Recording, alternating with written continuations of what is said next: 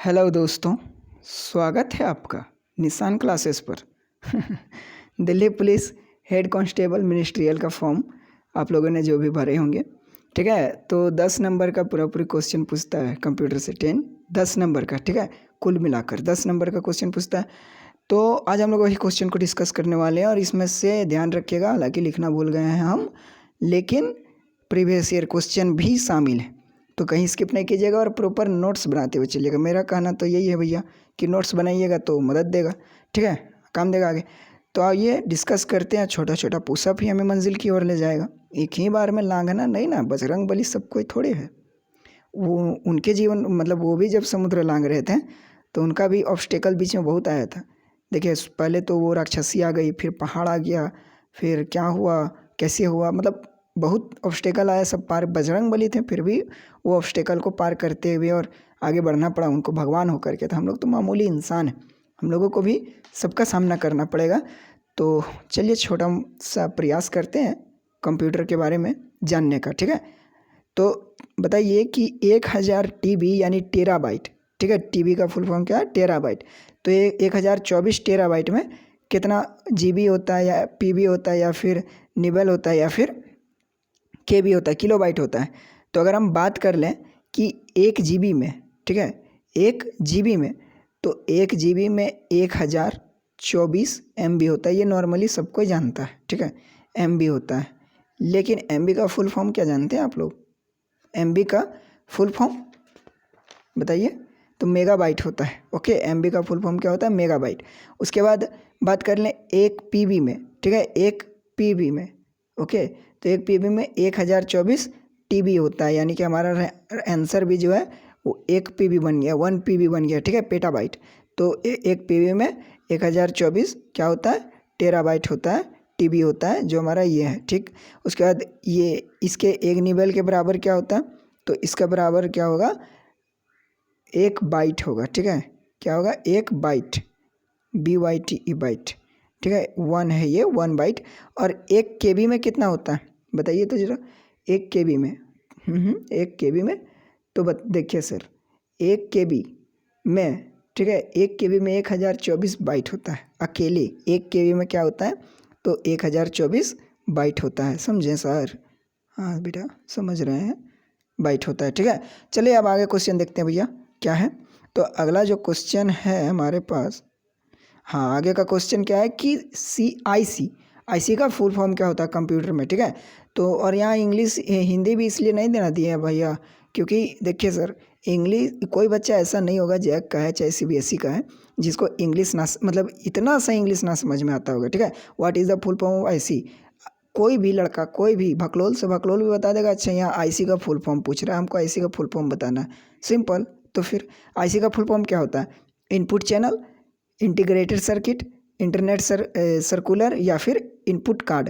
तो देखिए input card जैसा कोई शब्द कंप्यूटर में नहीं है, ठीक है। इनपुट चैनल भी नहीं है, यूट्यूब चैनल और है, और इनपुट कार्ड भी नहीं है, ठीक है। इंटरनेट सर्कुलर या एंड्रॉयड सब में कहीं कहीं देखने को मिल जाता है, लेकिन कंप्यूटर में नहीं। तो हमारा राइट आंसर क्या बन जाएगा? B number, option number B, integrated circuit. और यही क्वेश्चन आया हुआ है प्रीवियस ईयर में, ठीक है। इंटीग्रेटेड सर्किट होता है, ठीक है। How many basic logic gates in computer? Computer में लॉजिक गेट्स कितने हैं?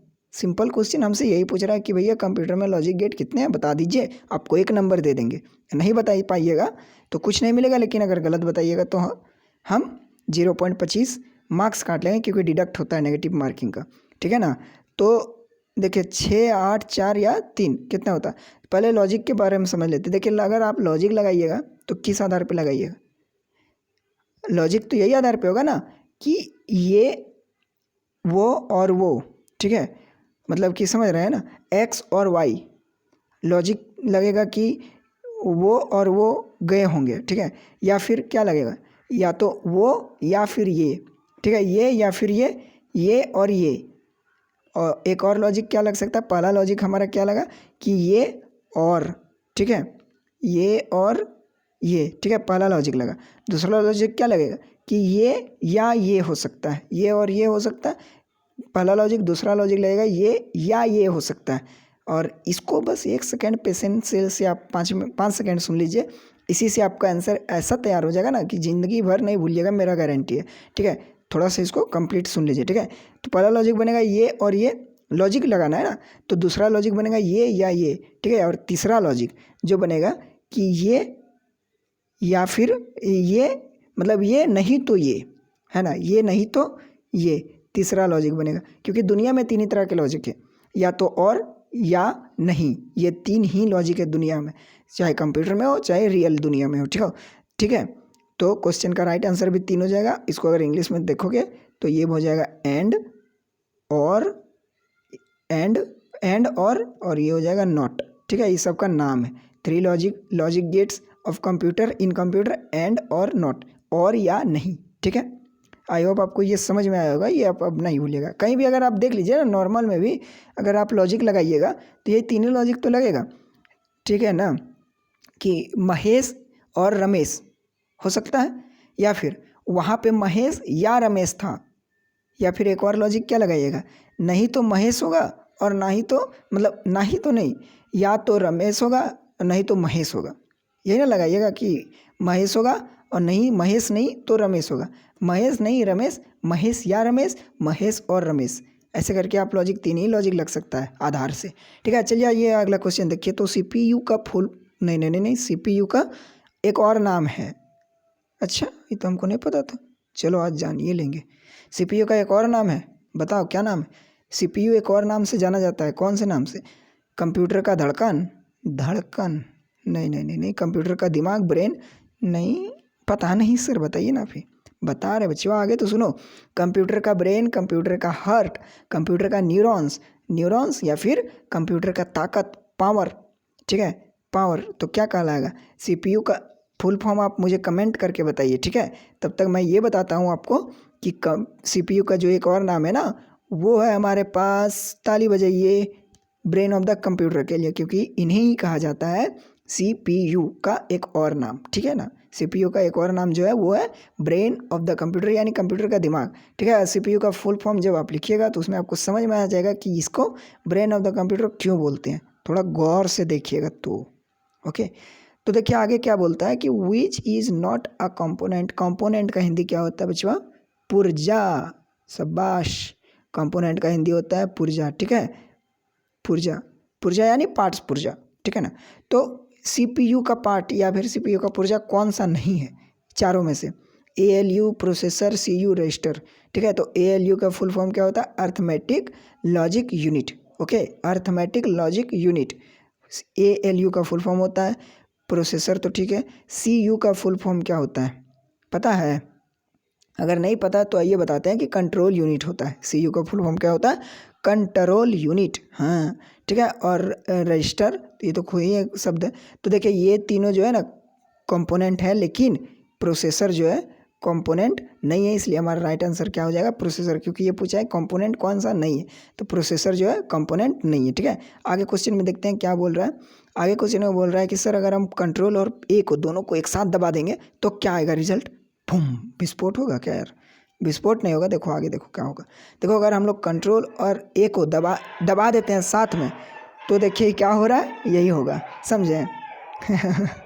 ऐसा नहीं होगा, चिंता मत कीजिए। कंट्रोल और प्लस ए को दबाने पे आइए देख लेते हैं कॉपी कैसे होगा। तो कॉपी हमारा कंट्रोल और प्लस सी दबाने से होगा। ठीक है, कंट्रोल और प्लस सी दबाने से कॉपी हो जाएगा।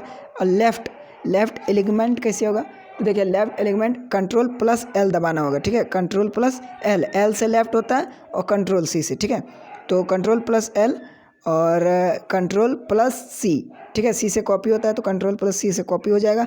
और राइट एलिमेंट का नहीं अभी निकला हुआ है, कंट्रोल प्लस कितना दबाना, वो साइंटिस्ट रिसर्च कर रहे हैं इसके ऊपर कि कंट्रोल प्लस क्या दबाएंगे कि ये हो जाएगा। ठीक है, फिलहाल सेलेक्ट ऑल हो जाएगा। ओके, कंट्रोल प्लस ए दबाने से क्या होगा, सेलेक्ट ऑल हो जाएगा, क्योंकि लास्ट में ए सेलेक्ट ऑल हो जाएगा। ठीक है, कंट्रोल प्लस ए दबाने से सेलेक्ट ऑल हो जाएगा। जैसे मान लीजिए अगर ये कंटेंट आपका लिखा हुआ, उधर जाओ, हाँ ठीक है।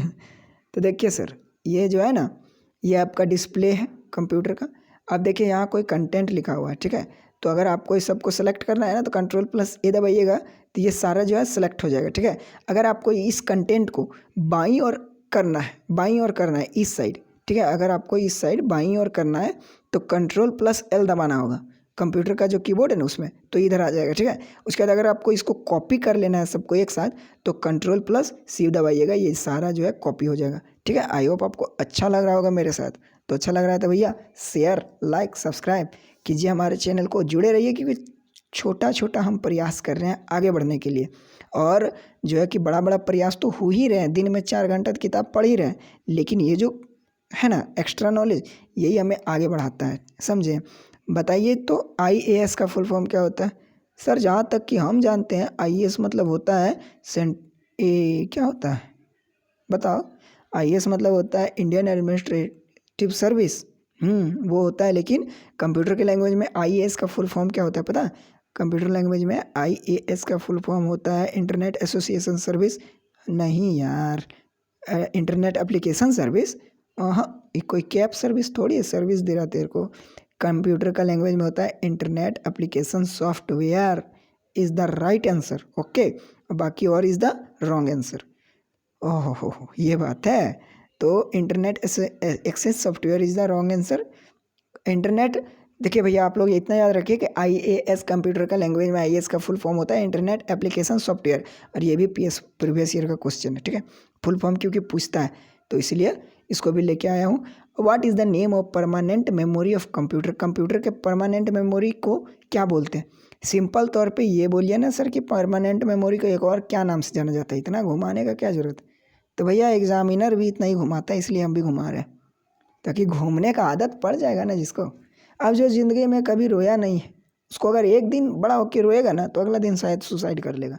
क्योंकि जिसने कभी देखा ही नहीं है कि परेशानी क्या होता है, तो उसके पास जब एक दिन आ जाएगा तो ये आंसर नहीं है, वो तो टिक लग गया गलती से। तो what is the name of permanent memory of computer? ठीक है, कंप्यूटर की परमानेंट मेमोरी को एक और नाम से प्राइमरी मेमोरी नहीं, क्वेरी नहीं, डेटाबेस नहीं, ये लग रहा है सेकेंडरी मेमोरी, लग नहीं रहा है, यही राइट आंसर है, ठीक है। तो याद रखिएगा कि प्राइमरी मेमोरी को सॉरी परमानेंट मेमोरी है, ओके। परमानेंट मेमोरी को सेकेंडरी मेमोरी के रूप में भी हम लोग जानते हैं, यानी कि सेकेंडरी मेमोरी को परमानेंट मेमोरी के रूप में जानते हैं, परमानेंट मेमोरी को सेकेंडरी मेमोरी के रूप में जानते हैं, ठीक है। दोनों इक्विवेलेंट है, समझे। आप इसको नोट कर लीजिएगा। और देखिए which is known as the main part of computer? Main part of human. चलिए कमेंट करके बताइए तो main part of human, which is known as main part of human, ठीक है। इन लोकल भाषा हम लोग जो अपने अपने दोस्त में डिस्कस करते हैं कि अरे मेन पार्ट है मार दिल को, तो वो मेन पार्ट्स नहीं, सॉरी। कंप्यूटर का मेन पार्ट क्या है? तो hard disk, software disk, CPU या MU, रैम या रोम, या फिर हार्डवेयर या सॉफ्टवेयर, ठीक है। तो मेन पार्ट वो चीज़ होता है ना जिसके बिना उसका काम चल ही नहीं सकता, जिसके बिना उसका जीवन व्यर्थ है, ठीक है ना। जैसे बिना सिम कार्ड का मोबाइल है, वैसे ही तो बिना हार्डवेयर और सॉफ्टवेयर के कंप्यूटर का जीवन व्यर्थ है। बोलो बच्चों एक साथ, बिना हार्डवेयर और सॉफ्टवेयर के कंप्यूटर का जीवन व्यर्थ है, हाँ ठीक है। तो hardware and software is the right answer. The name of main parts of computer is hardware and software, ठीक है। CPU और MU का फुल फॉर्म, रोम और रैम का फुल फॉर्म, मतलब रैम और रोम का फुल फॉर्म, हार्ड डिस्क और सॉफ्ट डिस्क, इस सब के बारे में वीडियो बनाएंगे। आप लोग कमेंट लेकिन करते रहिए सर, आप ही लोग जो है ना ढिला देते हैं, मन को ढिलाना नहीं चाहिए, मने अस्कता जाते हैं। तो CPU और MU के बारे में तो बता देंगे आगे चल के, ठीक है। कंप्यूटर का ये इस क्वेश्चन का राइट आंसर है ऑप्शन नंबर डी, ठीक है। Option number D, hardware and software. चलिए आगे बढ़ते हैं हम लोग। ये क्या है? ये है primary memory of the computer is also known as. तो primary memory of the computer is also known as क्या? क्या? तो सेकेंडरी तो नहीं हो सकता, ऑप्शन एलिमेंशन भी सीख सर। अब से सेकेंडरी नहीं हो सकता क्योंकि पढ़ चुके हम लोग।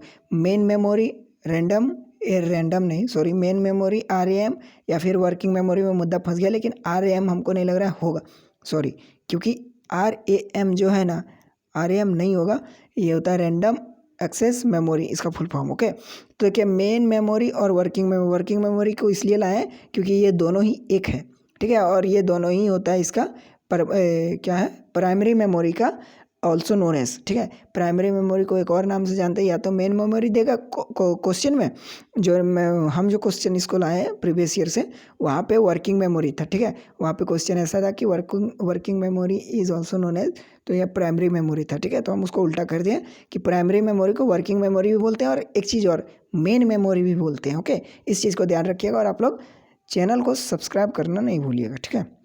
और ठीक है, जाइए, लेकिन जाते जाते कमेंट कीजिए, लाइक कीजिए, शेयर कीजिए, सब्सक्राइब कीजिए, क्योंकि क्वेश्चन इतना ही था और आगे और डिस्कस करें। कंप्यूटर में बहुत ज़्यादा पहाड़ है नहीं, लेकिन बहुत आसान भी नहीं है, ठीक है। पढ़ना रेगुलर पढ़ता है।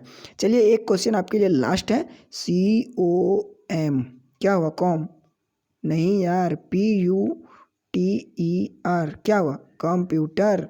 हाँ, तो कंप्यूटर का फुल फॉर्म आप लोग कमेंट कीजिएगा, COMPUTER का क्या होता है।